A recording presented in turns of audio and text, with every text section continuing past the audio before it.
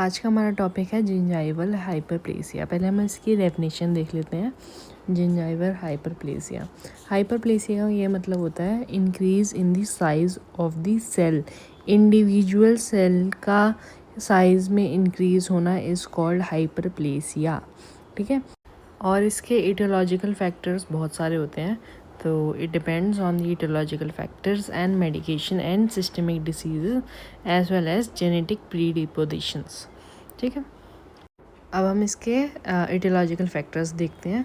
सबसे पहले आएगा medicine side effects, medications induce. और मेडिकेशन में सबसे पहले आएगा एंटी कॉन्वलसेंट्स, और इसमें फेनिटोनिन सबसे कॉमन होता है।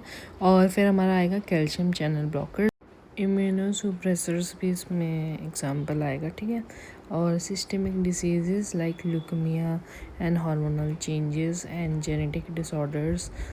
और लोकल फैक्टर्स भी आएंगे इसमें, पूरल oral hygiene and chronic inflammation and using a toothpick is also a cause in this.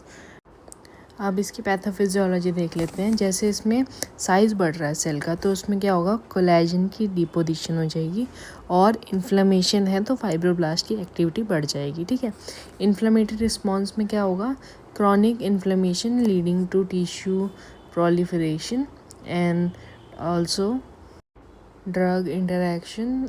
Medication में alter the gingival fibroblastic function and extracellular matrix protection. ठीक है, पैथोफिजियोलॉजी में ये हम 3 पॉइंट लिखेंगे, और इसके क्लिनिकल फीचर्स क्या होंगे।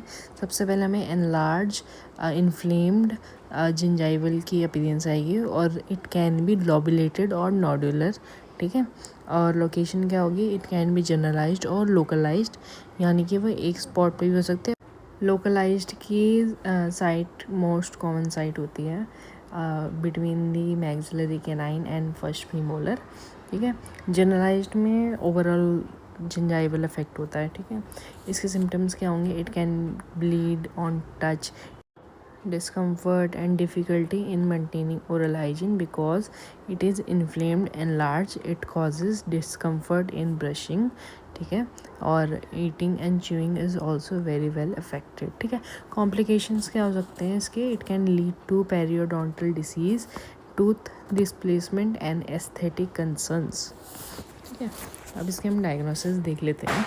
डायग्नोसिस में सबसे पहले visual inspection and palpitation usually avoid किया जाता है, क्योंकि वो ऑलरेडी एनलार्ज और इन्फ्लेम्ड है, and it is also bleeding. It can bleed on poking with the instrument. ठीक है, assessment of the overall oral hygiene and plaque index and radiographic examination to rule out the underlying bone pathology, ताकि हम osteomyelitis दिख सकें। ठीक है, और histopathology examination, biopsy may be required if the nodules are visible, and lab test to test the systemic conditions like leukaemia and deficiency of the vitamin C. ठीक है, इसका मैनेजमेंट देख लेते हैं। First is to maintain oral hygiene and to correct any deficiency and to eliminate the aetiological factor. Then medication adjustment. ठीक है, anti microbial therapy, इसमें हम एंटीबैक्टीरियल माउथ वॉश देंगे, and in severe cases gingivectomy is recommended. ठीक है, it is surgical removal of the excess gingival tissue. ठीक है, flap surgery for more severe cases including the periodontal pockets, laser therapy, minimal invasive option for tissue